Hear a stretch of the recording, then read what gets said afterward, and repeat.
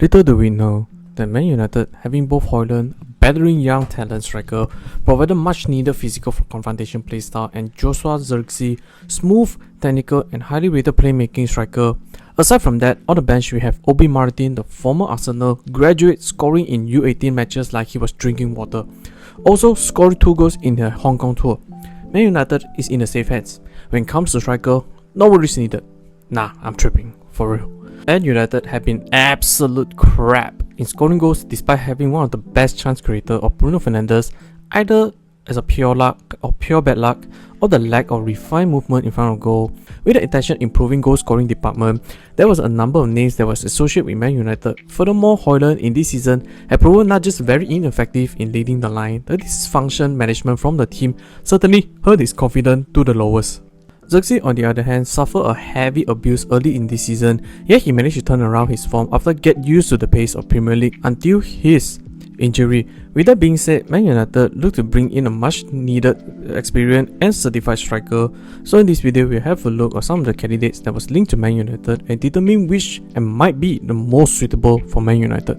In case you didn't know, what is up ladies and gentlemen, I'm Marvin, codename CM. Welcome to the Code United channel once again.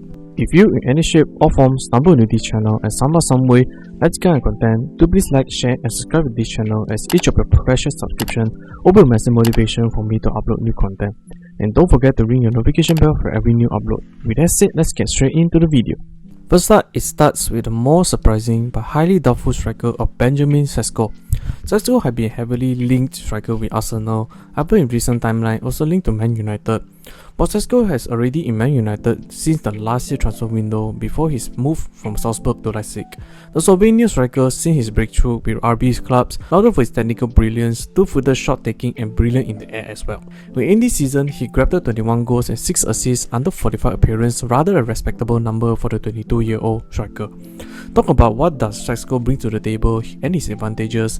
Sesko can be described as a very technical striker with a preference to have the ball on his feet, and at the same time evolve his teammates with a link up, and his biggest strength lays on the ball carrying and hold up play, standing at 6'5", 77kg, an ideal powerhouse striker with his battering carries of the ball have been impressive, particular his dribble left and right and that sudden shot on goal has been his go-to move. With 1.68 progressive carries sit at 77th percentile and 1.33 successful take-ons sit at an impressive 89th percentile, indicate his dribbling and ball carrying duty. Aside from that, thanks to his height and strong body, Sesko easily a great aerial target, either from the set piece or crosses, under 57.9 aerial won, making him sit on the 96th percentile. But on the downside, Sesko are very similar with Højlund, as both of them were not very high volume shot takers nor goal scorer, with the latter being the worst stat, as Sesko even though possessed a deep lying forward traits but suit the best as a line pushing forward, pinning the defensive line, also receive a pass from other players to hold the ball up front. Sesko's goal-getting ability can be decent but not eye-catching, hovering around 20 goals per season, with 15 league goals, thus having on a slight above average striker at this standpoint. What the saving grace for him for his age and price for the age. He's just 32-year-old with a release cost of 65 million might be great, but although requires Sesko to further develop under a more reputed striker, might be a better situation for him than leading the line. Next one, Victor Osimhen. The Napoli/Galatasaray star striker had been a name that no need a lot of introduction, given during the Napoli league winning season, Osimhen showed most than capable to be the anchor of the offensive line. Not just he along Kvaratskhelia formed a dangerous 1-2 punch for the Napoli, terrorized the Serie A under Spalletti, and in his league winning season, being the breakout one, he scored an astonishing 31 goals and collected 5 assists under 39 appearances, an absolute remarkable ratio. But the next season, despite Napoli internal struggles and departure of the winning coach Spalletti to the Italy national team, Osimhen's output suffered much and going just 17 goals and 14 assists under 32 appearances, a far cry for a star striker caliber like him. And this past season, with him having a dispute in terms of the transfer due to possible greed by the Napoli, seeking a humongous payday for him, the transfer for the Nigerian striker to Chelsea eventually fell through, with a part of that Osimhen himself looking for the huge wages as well. This led to the awkward situation for him in Napoli, with fortunate for him, Osimhen was loaned to the Turkish club Galatasaray, whereby in the Turkish league, he again became the striker that we know terrorized and entertained the fans, scored an eye-catching 37 goals and 8 assists under 41 appearances, remained an amazing striking rate. Looking at Osimhen as a player himself, the advantages brought by him of course is physicality, athleticism and clinical goal scoring, and Osimhen often being praised for his strength, pace and powerful striking, whereby he was most effective laying on the opponent defensive line, looking to spin or attacking the space behind. Besides his effective aerial threat standing at 6'1", his slipping ability, where he broke the Cristiano Ronaldo as the highest header goal, proved he is more than effective as an aerial target.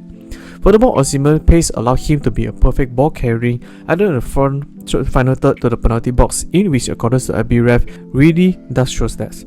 Even though lots are positive for him, Osimhen does best several weaknesses, and most notable, Osimhen was mostly a goal scorer, going even deeper a one-dimensional goal scorer, thrive in running behind using his physical specimen.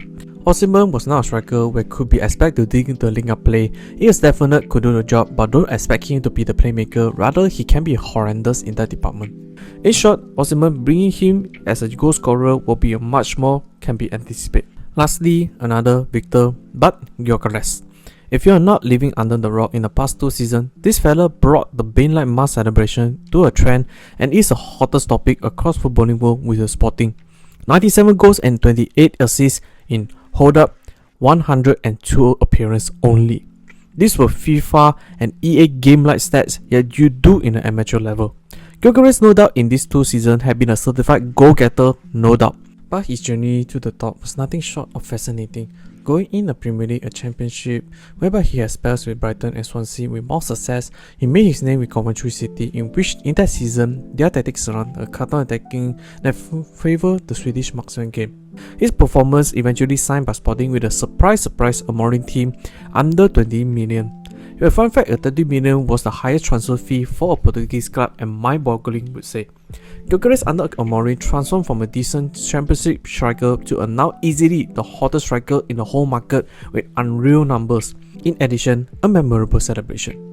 Don't forget about that. By now, a lot of us knows that what does Gyokeres bring to the table. The Sporting striker was a combination of both Sesko and Osimhen, as Gyokeres had the physical truth to be extremely strong, pace to burn, but at the same time have powerful shot on foot. Aside from that, he was quite good in a hold-up play, often engaged with the opponent using his strong body frame, capable of making himself as the link with his other teammates. Furthermore, similar with Osimhen, combining pace and strength, Gyokeres having amazing ability, pace through a defense, especially with the space behind the defensive line. No doubt, Gyokeres definitely have no weakness in his game. He was great in the link-up play or the hold-up play, while rather clunky or clumsy when it comes to controlling the ball at times will hurt him on that.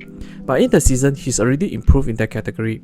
Besides that, Gyokeres does have the work rate on the pressing and chasing opponent defender, but he does on own very rare occasion slack off slightly, but given he was a pinnacle of the point, make up some slack for him. Overall, all 3 strikers having their fair share of pros and cons with their profile, but comes to Man United, a very good question was who will be the most suitable. As to for me, unfortunately, none of them really strikes me as a problem solver. Sesko brings in a technical aspect and aerial threat, but his young and rather low output might be another horrendous situation if Man United without any proven striker. Osimhen brings in a pure goal scoring and physicality, and his questionable commitment and the wages demand could destroy the structure built within the Red Devils. And for Gyokeres on paper was the most suitable, having a much well-rounded game and a clinical goal scoring and play under Amorim's system. But in the recent times, there was actually a shift in the market by avoiding the strikers that having an amazing season in the Portuguese league. As many a question, the value or the goals getting in the league can translate to the other leagues due to the fact in the recent times, some of the more insane strikers like Nunes and Ramos, who in the Portugal had obtained massive success but yet did not see much in the other leagues. Hence, in spite Gyokeres was not really a sought after as expected, combining his high asking price of 65 million will be another factor into them. In conclusion, Man United in next season must seeking probably on building 2 inside forwards and maybe actually not actively looking for any strikers, but would choose to have the goal spread around the front 3 and the wing backs. So for these 3 strikers might not be under the radar at the meantime. Or Man United could still move a surprising move likely involve the Højlund going to the other way. That's the end of the video. What do you guys think? On these 3 strikers, who will be your top in the list to bring in? Or do you have other strikers in mind? Comment down below so they can have a discussion. Hope you enjoyed this video. I'll see you all in the next one.